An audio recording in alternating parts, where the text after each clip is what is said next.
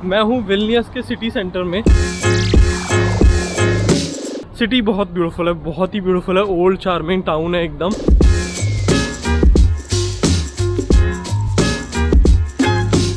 Welcome to Lithuania. Welcome to Lithuania. Welcome to Lithuania. Welcome to Lithuania.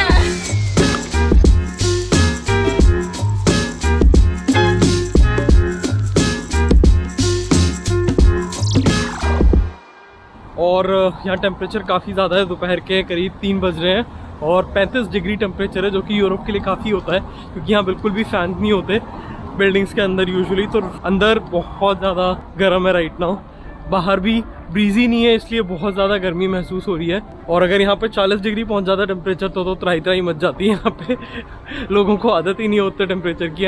आजकल global warming के कारण almost every summer is 40+। तो देखते हैं कितना टेम्परेचर और बढ़ेगा, बट फिलहाल देखते हैं, बहुत कुछ जानने को मिलेगा इस शहर के बारे में।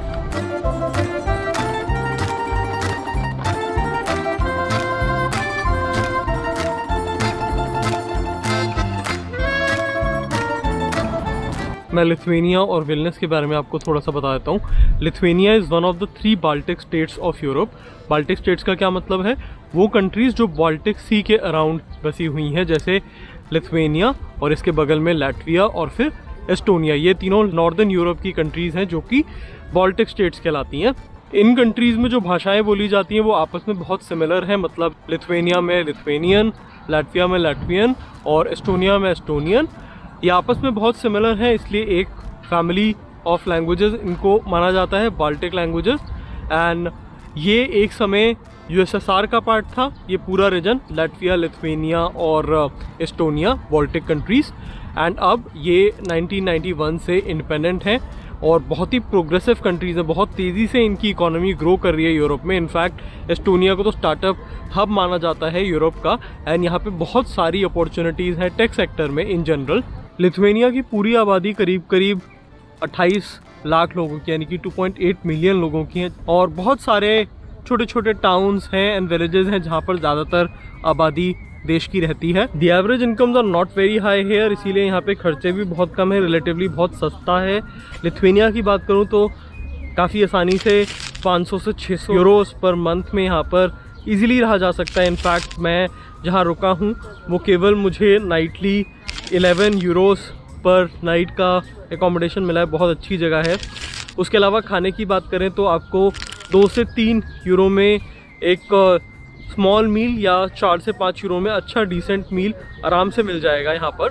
That is the reason why कि सस्ता यहाँ पे कॉस्ट ऑफ लिविंग है और बहुत ही ब्यूटीफुल नेचर है। समर्स में डेफिनेटली वेदर बहुत अच्छा होता है। आज थोड़ी सी गर्मी है बट यूजुअली काफ़ी प्लेजेंट रहता है। एंड बहुत सारी यूरोपियन और सोवियत आर्किटेक्चर है सिटी के अंदर जो आज तक प्रिजर्व्ड है, जिसे देखने के लिए बहुत सारे टूरिस्ट हर साल यहाँ पर आते हैं।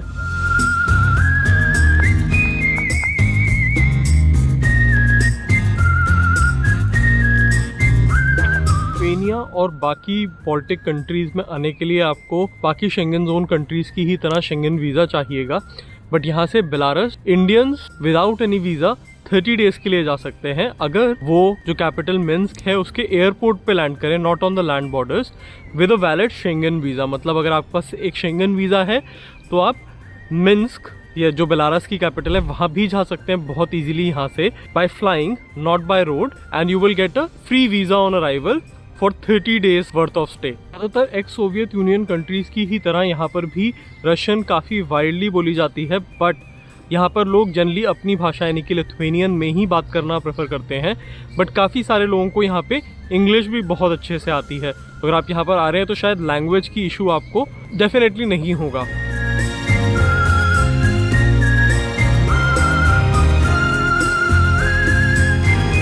अगर आप एक स्टूडेंट हैं तो लिथुआनिया बहुत सारी स्टडी अपॉर्चुनिटीज़ ऑफर करता है in all different streams of studies and tuition fee as well as living expenses, जो मैं बता रहा था कि बिल्कुल भी ज़्यादा नहीं है। इनफैक्ट बहुत सारी स्कॉलरशिप्स भी बहुत इजीली अवेलेबल हैं।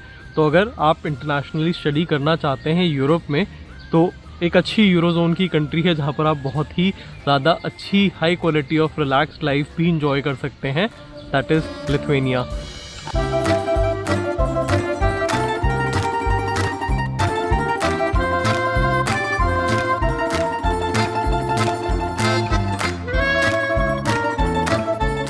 विल्नियस में आपको हर जगह रेड टाइल्ड रूफ हाउसेस मिलेंगे और ग्रीनरी मिलेगी हर जगह, एंड इतना शांति है कि एकदम अलग फीलिंग आती है, एकदम रिलैक्सेशन वाली फीलिंग।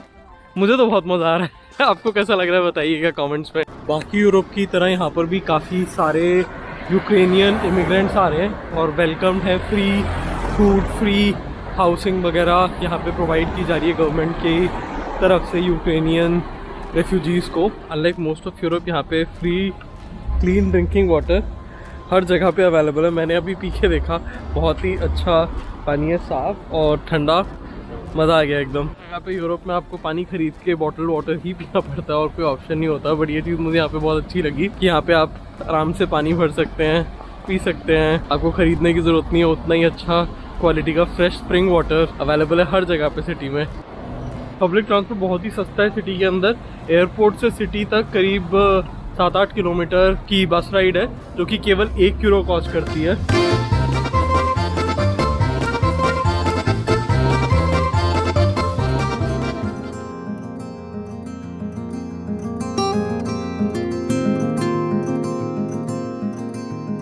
यहाँ पे जो रिलीजन है वो एक्चुअली कैथोलिक क्रिश्चियनिटी है, अनलाइक बेलारस जो बिल्कुल बगल में है और वहाँ ईस्टर्न ऑर्थोडॉक्सी चर्च होता है। रशिया में भी वही सेम ऑर्थोडॉक्सी चर्च होता है, बट यहाँ पर कैथोलिक क्रिश्चियनिटी। और आपने चर्च देखा जो वो बिल्कुल वुड से बना हुआ है, वुडन है पूरा, एंड ये टिपिकल है यहाँ पर इस रीजन के लिए। पूरे इस रीजन में वुड का बहुत ज़्यादा यूज़ होता है। इनफैक्ट पूरा घर भी, जहाँ मैं भी रुका हूँ वहाँ पर सब कुछ वुडन है, पूरी बिल्डिंग वुड से बनी हुई है, जो मेडिवल टाइम्स में भी होता था। आज भी यहाँ पर एटलीस्ट वुड का यूज़ बहुत ज़्यादा है। अनलाइक और चर्चेस जो हमने देखे हैं बहुत सारे यूरोप में, अगर सीरीज़ आपने देखी है आपको पता होगा, यूरोप से बहुत सारे और चर्चेस और सिटीज़ कवर किए मैंने, तो वहाँ से काफ़ी अलग है। वहाँ पर यूजुअली स्टोन में या फिर मार्बल और बाकी डिफरेंट तरीके के चीज़ों में बनाई जाती हैं जो कलाकृति होती है, सारी जो मूर्तियाँ वगैरह होती है। बट यहाँ पर सब कुछ वुड से था। ये पूरा रीजन अपने वुडवर्क के लिए जाना जाता है इन जनरल। यहाँ पे बहुत ज़्यादा फर्नीचर मैन्युफैक्चरिंग होती है, वो काफ़ी बड़ा एक्सपोर्ट है। स्वीडन की तो इनफैक्ट आपको पता ही होगा, बहुत बड़ी कंपनी है आइकिया जो फर्नीचर की कंपनी है। बट लिथुआनिया, लाटविया और एस्टोनिया की भी बहुत सारी फर्नीचर कंपनीज है जो office furniture, high utility, cheap furniture बनाते हैं। ये लोगों की प्यार मोहब्बत की निशानी, प्यार मोहब्बत वाला ब्रिज। ऐसा ब्रिज आपको हर यूरोपियन सिटी में मिलेगा ही मिलेगा।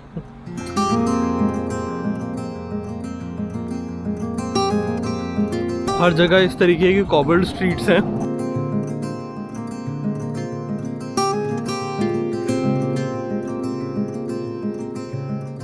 तो अब मैं जिस चर्च में हूँ वो एक ऑर्थोडॉक्स चर्च है, तो आप बिल्कुल अलग देख सकते हैं स्टाइल दोनों का। वहाँ कैसे था, यहाँ कैसे है, ज़्यादा डेकोरेटिव है ये। और सामने जो ऑल्टार है वहाँ पर जीसस की स्टैचू इस डोर के पीछे है, एक्चुअल स्टैचूज। और यहाँ पर सब सेंट्स की मुराल बनी हुई है इस वॉल पे, एंड यहाँ खड़े होकर के आप प्रे कर सकते हैं।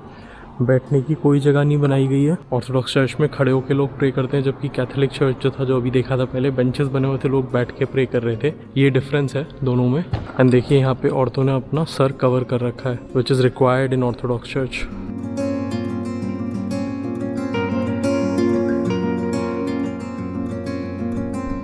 अगर हम बाहर से देखते हैं तो आप देखिए कितना सिंपल है, जो अंदर से इतना डेकोरेटेड था। प्लेन वाइट वॉश्ड वॉल्स है और ऊपर डोम जो है वो गोल्डन है। टैक्सीज के लिए बोल्ट चलती है यहाँ पे। बोल्ट इनफैक्ट एक एस्टोनियन स्टार्टअप ही है आई थिंक। पूरे यूरोप में जनरली टैक्सीज जैसे उबर है बाकी जगह पे, यूरोप में ज़्यादा बोल्ट चलता है। उबर भी है बट यहाँ पे आपको ज़्यादा सस्ता बोल्ट मिल जाएगा। तो अगर आपको टैक्सी लेनी है यहाँ पर इजीली आप बोल्ट पे ले सकते हैं। बोल्ट की ये इलेक्ट्रिक स्कूटर्स भी हैं, आप रेंट कर सकते हैं क्रेडिट कार्ड को अटैच करके बोल्ट ऐप से।